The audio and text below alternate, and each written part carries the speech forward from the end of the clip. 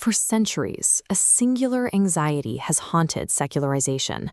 If morality isn't handed down from a divine authority, what stops society from collapsing in on itself? This fear is rooted in what philosophers call veneer theory, the assumption that human beings are, at their core, Hobbesian, chaotic, and entirely animalistic. Under this model, religious dogma acts as the thin, artificial layer of civilization, the top-down mandate weighing down on human nature. But modern evolutionary biologists reject this. They argue morality is not imposed from above, but a biological reality built from the bottom up. Discarding top-down dogma does not leave us in a moral void. Instead, secular morality reveals itself as a highly structured framework, rising from a bedrock of evolutionary biology all the way up to philosophical self-actualization. Stripping away that artificial veneer requires an individual to replace passive obedience with the rigorous work of self-determined ethical creation. Western culture often assumes our foundational ethical concepts, like the Golden Rule or the Ten Commandments, are derived exclusively from ancient scriptural texts. Evolutionary biologist Richard Dawkins challenges the idea of using these archaic texts as an absolute moral compass. A close reading of historical religious texts reveals a severely mixed bag.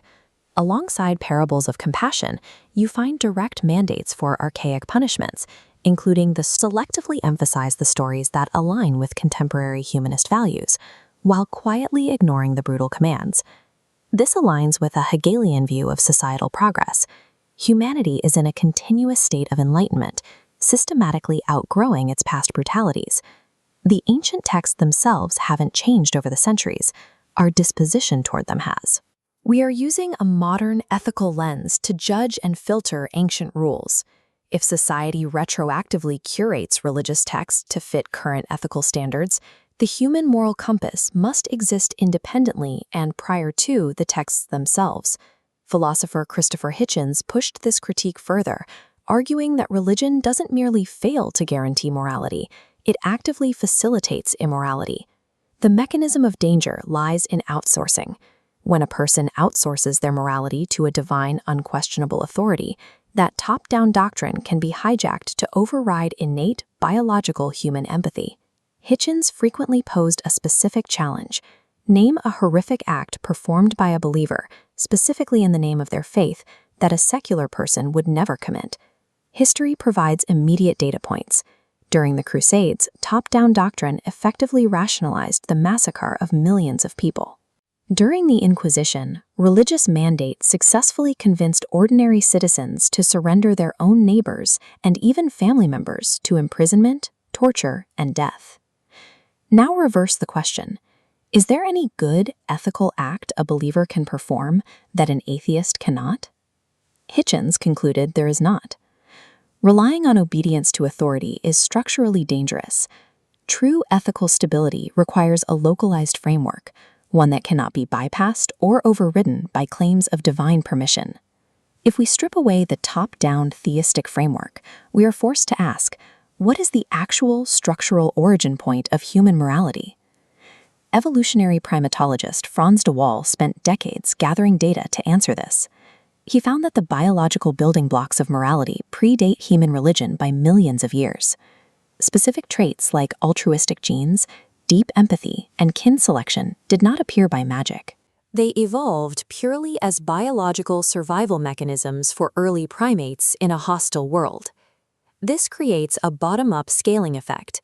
Localized empathy for one's immediate offspring expands to protect the wider tribe, and eventually scales outward to form the rules that govern entire societies. However, the scientific naturalist worldview has a specific limitation. Science excels at describing exactly how nature works, but it struggles to prescribe how we ought to live. De Waal observed that secular humanists often attempt to fill this void by writing manifestos, documents that heavily mimic the inspirational tone and structure of religious creeds. Even as Western secular culture pulls away from literal dogma, it remains deeply steeped in the residual moral habits and assumptions of its religious past. Biological empathy provides an unshakable structural foundation for ethics, but survival instincts alone are not enough. Humanity still requires a psychological superstructure to generate actual meaning. In the 19th century, as scientific naturalism rapidly replaced archaic explanations of the universe, Western society faced a massive intellectual crisis. The classic atheist philosopher Friedrich Nietzsche recognized that the death of the old systems required a radical reevaluation of all moral values. Nietzsche warned of nihilism, the terrifying, painful void of meaninglessness that threatens humanity the moment the theistic safety net is removed. He sharply criticized Pauline Christianity, arguing it instituted an anti-nature, guilt-based framework heavily focused on original sin and eternal punishment. Yet, in a stark contrast, Nietzsche held profound admiration for the historical Jesus. He viewed him not as a deity, but as a pinnacle of human compassion and radical forgiveness. To survive nihilism, Nietzsche proposed a solution, the Übermensch, or Overman. This is his vision of the ultimate secular moral hero. The Übermensch is a fiercely independent thinker. Rather than following the moral assumptions of the herd, they actively author their own rigorous ethical code. Operating in this framework requires a person to embrace life's tragedies directly, to view their enemies as teachers, and to live entirely free of existential guilt or resentment. Above all, it requires saying a resounding yes to life on Earth. It rejects the idea of enduring this world simply to earn a reward in a hypothetical afterlife. Nietzsche provides the psychological superstructure for atheistic ethics. He proves that losing religion demands a higher, not lower, standard of personal responsibility. With the top-down veneer of absolute authority completely deconstructed, the new architecture of secular morality becomes clear. At the base layer, we have the deep, inescapable biological bedrock of primate empathy and genetic altruism. The middle layer is the Hegelian progression of human society, constantly refining its values, discarding historical cruelties, and outgrowing archaic texts. And at the top layer sits the Nietzschean Übermensch, representing the individual's burden to conquer nihilism and consciously generate localized meaning. Secular ethics is not a passive state of disbelief. It is a highly demanding, active process of self-creation. While religion offers a pre-packaged source of inspiration and an existential safety net, the secular framework requires a person to face the reality of nature without a filter. You do not need religion to be moral, compassionate, or upstanding. Atheism does not leave humanity in a moral vacuum.